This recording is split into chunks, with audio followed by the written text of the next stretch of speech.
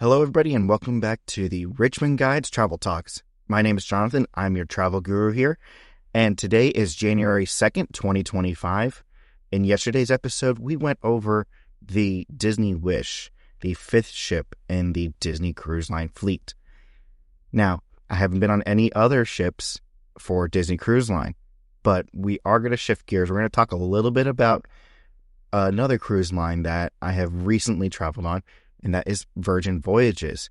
In today's episode, we're going to talk about just the basics of what Virgin Voyages is, and we'll get into more details on what can happen on certain ships on the next episode when we talk about one of the specific ships I've been on. So the first question is, what exactly is Virgin Voyages? Well, if you remember hearing about the store called Virgin, and it was a vinyl record store, a bunch of different things you could purchase there, this was set up by Sir Richard Branson, and he and another group, they worked together in order to form the Virgin Voyages cruise line.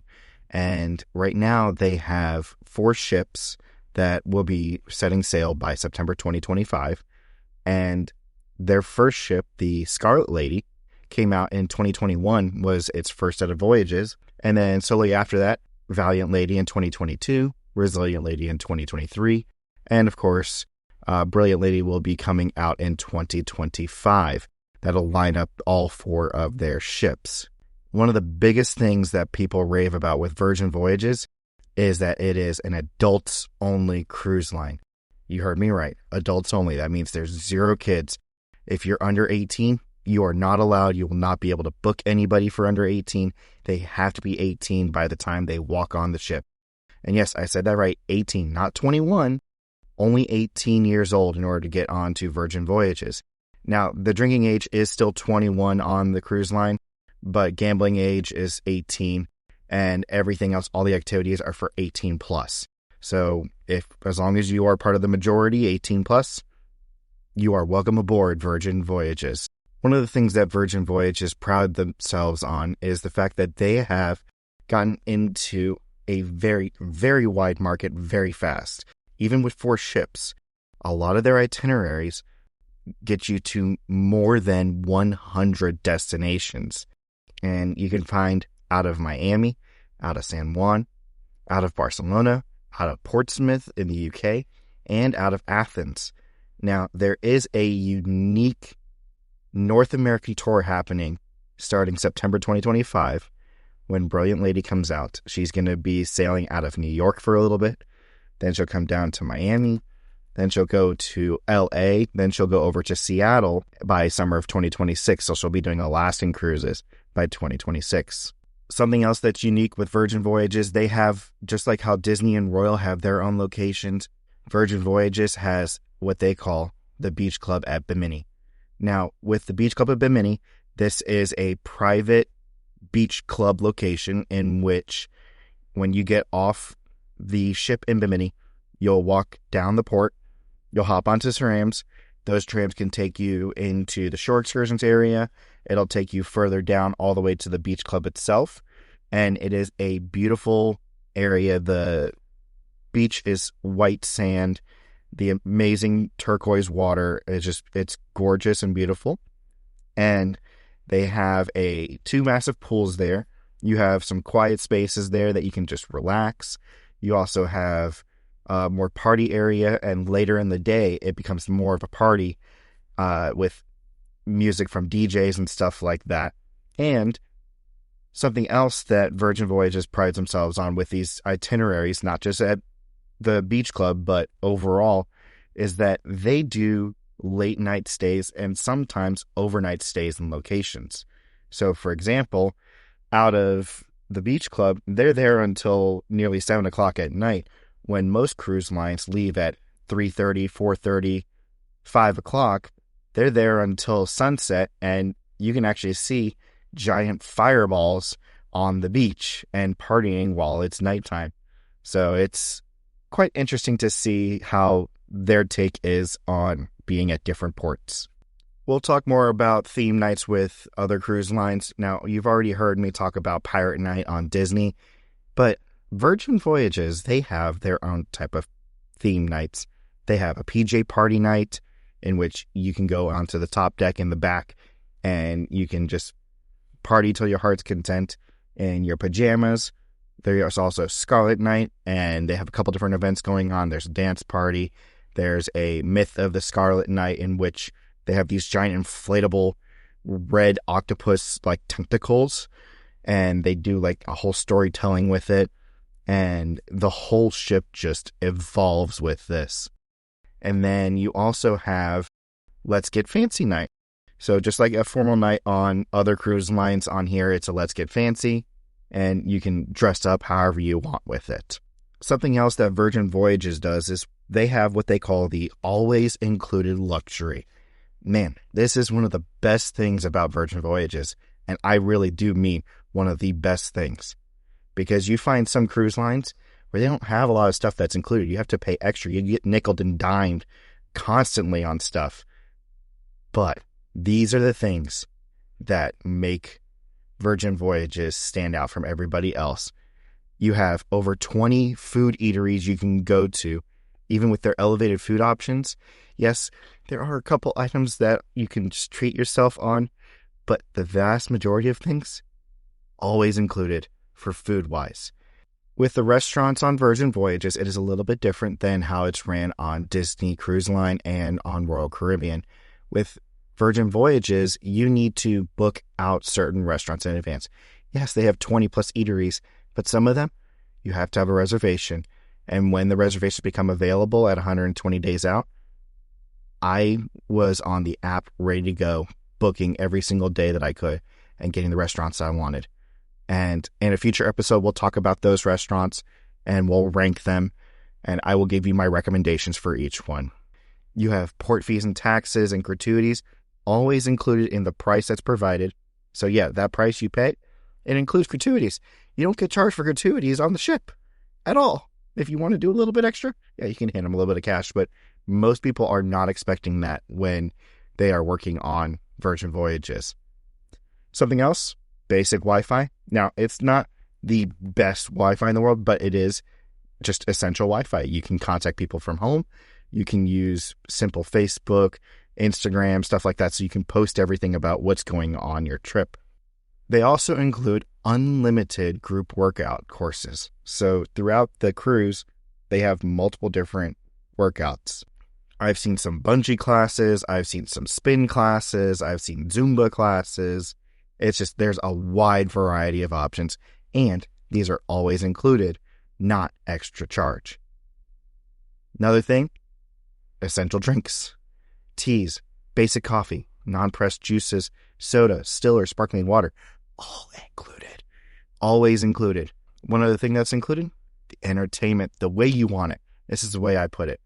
They've got shows, they've got game shows, they've got trivia, art, music, almost anything you could think of. You can make your Virgin Voyage the way you want it. You want to party? Great. They've got parties galore. You want to just sit back, relax, and enjoy the sun? You got that as well.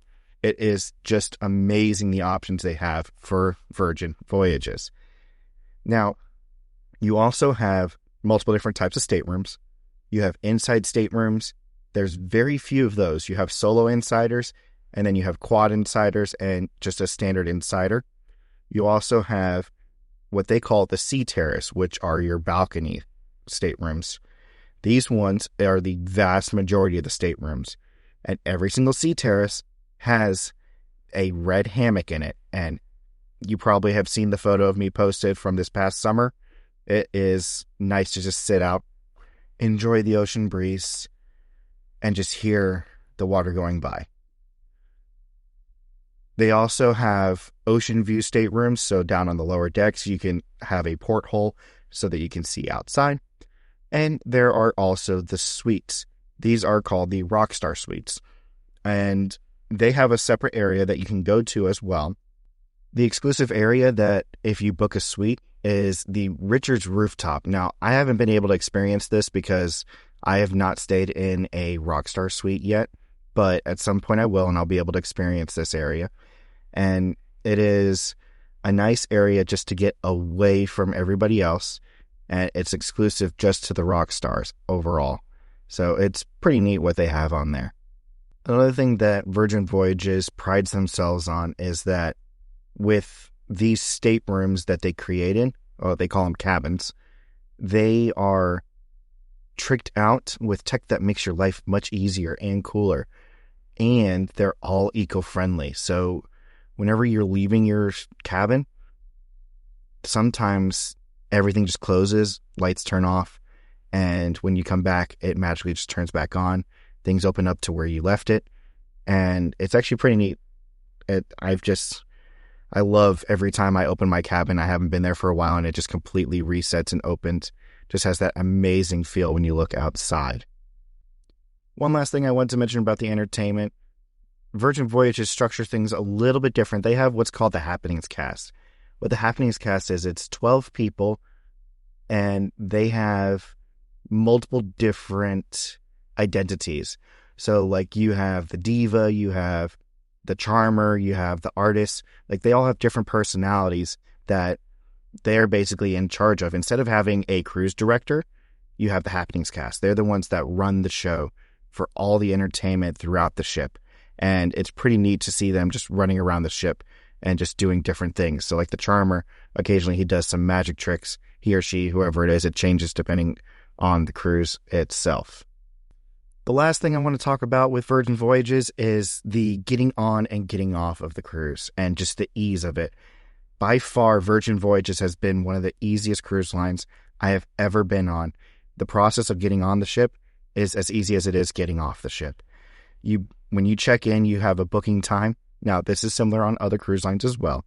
But when you get to the actual port itself, if you don't arrive at your booking time, you arrive a little bit later, that's fine. They get you in, they get you checked in, and you head on up and you get right onto the ship. Now, if you are there early, then yeah, you're going to be waiting a little bit because you have a specific check-in time. For one of my recent voyages, I had a 2 o'clock check-in time, which is one of the earliest that you can get for Virgin Voyages. And I got there just after 2 o'clock. It was about 2:15 or so. And they had lines for people who had 3:15, 3:30 times. And I'm like, what are you guys all doing here? Like, you shouldn't be here this early. And I walked right into the terminal, walked up, got myself checked in, and walked directly onto the ship. And also a unique thing with Virgin is that all the staterooms, all the cabins are ready to go when you walk on the ship. It's not the same with other cruise lines. Like, I was able to go up to my stateroom, go to my cabin, open my door, drop my stuff off, and then go explore the ship. And it's just as easy to do the muster stations when you have to do the safety stuff. So like, you have to do a video. You have to watch the video, and this video is actually quite unique. If you can find it on YouTube, I would recommend watching it because it's kind of funny. And then you go to your station, you get checked in, and then you're good to go. Like, you're all set for the rest of the day. At the end of the cruise, it's very easy to get off. All you got to do beforehand is you got to book a time to get off, which most people don't really follow the booking time on it. And I can be honest with you, I had an 8 o'clock booking time. I got out at 8 o'clock, but there was not a lot of people getting off the ship at 8 o'clock. I took my bags with me, and I went scanned off the ship, walked off the ship, walked out of the terminal, right to my car, nice and easy out of Miami. And I do have to say, it's one of the quickest times that I've ever gotten on a ship and off a ship, if not compared to the modern Royal Caribbean versions of getting onto the ships when you have early check-in time. With the check-in, Virgin Voyages has a different style of getting onto the ships and off the ships. Instead of having a key to the world card like on Disney or your Sea Pass on Royal Caribbean, they give you what they call the wearable. It is a bracelet, and it can be adjusted. You don't have to have it on your wrist all the time. I found it easy just to keep it on my wrist, and they can size it for you easily right there at the terminal. You put it on, you scan in and on the ships, you scan it for getting into your cabin, out, and you scan it for buying drinks, you scan it for buying at the store, and you can also use your cabin number as well. They'll easily just look you up, and it's nice and easy to find everything. So honestly, great thing with that. And just like that, that is just a crash course into Virgin Voyages. Like I mentioned, we're going to have more than one episode on this. We will have another one that'll specifically talk about my experience on Valiant Lady. And I will have another episode that will talk about the restaurants specifically on Valiant Lady and their quality and ranking them. And we'll go into a whole thing about that. If you haven't done so yet, make sure you hit the like and subscribe button. And make sure you're following us on Facebook, Instagram, X, on YouTube, on our website. We have the blog that's going to be going on there regularly. So make sure you're following us. And if you want to plan your next vacation, reach out to me at jonathan.richmond@richmondguides.com. And I am here ready to go to help plan your next adventurous vacation. Other than that, that's all I've got for you today. I hope you guys have a great rest of your day, and I will see you guys in the next adventure. Bye-bye, everybody.